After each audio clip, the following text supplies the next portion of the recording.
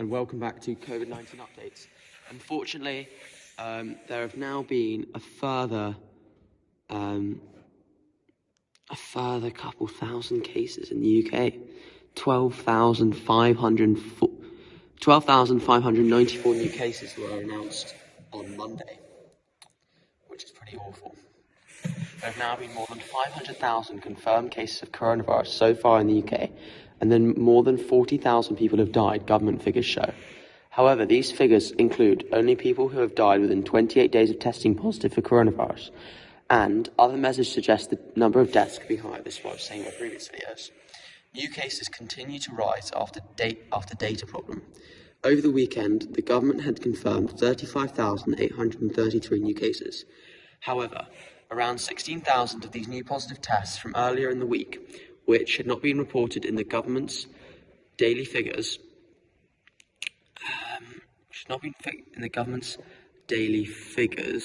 due to a problem with the IT infrastructure. On Monday, the government announced 12,594 confirmed cases, all reported for the previous 24-hour period.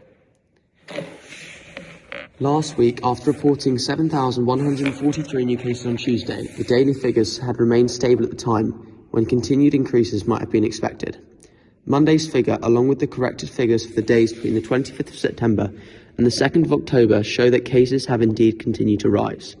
The government says all the missing confirmed cases have now been added to the total. After a steady decline since the first peak in April, confirmed coronavirus cases started rising again in July, with the rate of growth increasing sharply from the end of August. SAGE, the body which advises the UK government, says it is highly likely the epidemic is growing exponentially across the country. The official number of cases during the first peak underestimate the number of people with coronavirus, as widespread testing was not available until mid-May. With hospital admissions also now rising again, the latest government data shows 368 patients receiving mechanical ventilation, the highest figure since June. An estimate from the Office for National Statistics, released on Friday, suggests that roughly 1 in 500 people in England had coronavirus in the week ending 24th September, only slightly down on the previous week. Based on tests in households for current infection, the ONS survey is thought to give one of the most accurate pictures of whether or not cases are increasing. Where are the current hotspots? There are several local hotspots in the UK that have seen cases pile up in recent weeks. The orange areas on the map below are those who the highest numbers per 100,000 people. So it all seems to be around the Liverpool, kind of Manchester area. London, there's no kind of, the south is a lot better, and really far north is fine, like completely fine. Northern Ireland's doing pretty badly, and then there's South Wales isn't doing great either. It's kind of like the north of England / south of Scotland that's kind of doing the worst at the moment. Extra restrictions have been introduced in many areas of the UK, including across the whole of Scotland and Northern Ireland. On top of these national measures, parts of Scotland, Wales, Scotland, Northern Ireland, and areas of Midlands, Lancashire, Merseyside, West Yorkshire, and North East England have seen additional rules imposed. UK local authorities with extra restrictions, so that's in Glasgow, Manchester, Liverpool, Birmingham, Leicester, Cardiff, Newcastle, Hartlepool, and Middlesbrough. Daily deaths are starting to rise. With the rate of growth in the new cases that have begun to increase again recently, the rise in daily deaths has remained relatively low. That's because they've changed the way they're recording it. The government announced 19 new deaths on Monday. All of the deaths were in England, with no deaths reported in Scotland, Wales, and Northern Ireland. But there's probably a lot more. I'll get onto that in a sec. In August, the government's death toll in England was reduced by 5,340 following a review of the way coronavirus deaths were counted, as I was saying. New rules mean deaths anywhere in the UK are included in the coronavirus total only if they occurred within 28 days of a positive test. Previously in England, all deaths after a positive test were included. England has seen the majority of UK deaths from COVID-19. Using the 28-day cutoff, there have been more than 37,000. Overall death toll could be more than 60,000 when looking at the overall death toll from coronavirus.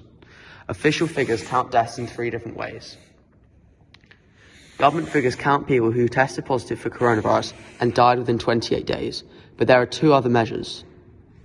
The first includes all deaths where coronavirus was mentioned on the death certificate, even if the person has not been tested for the virus. The most recent figures suggest there have been more than 57,000 deaths by the 25th of September. So deaths within 28 days of positive result is 42,369. Death certificate mentions COVID-19, 57,348. And then deaths over and above the usual number at this time of year, which is 65,057. The third method looks at all UK deaths over and above the number usually expected for this time of year, known as excess deaths. This number shows the death toll were more than 65,000 by the 20th of September. There were 10,861 deaths registered in the UK in the week ending the 25th of September, which is less than 2% above the expected level for this time of year. It was the third week in a row that COVID-19 registered deaths across the UK. A total of 234 involved coronavirus, up from a low of 83 3 weeks ago.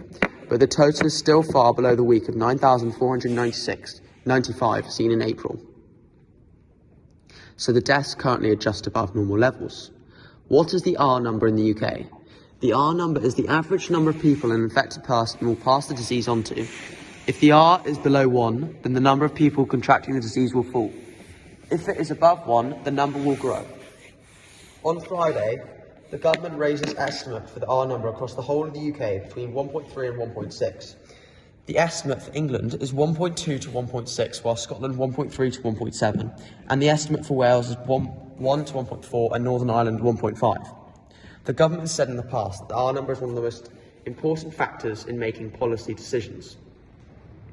So that's it. I hope you enjoyed this video. If you have, please leave a like and subscribe. I'm trying to get to 1,000 subscribers by the end of the year, so I'd really appreciate it. Thank you very much for watching. Stay safe, stay well, and goodbye.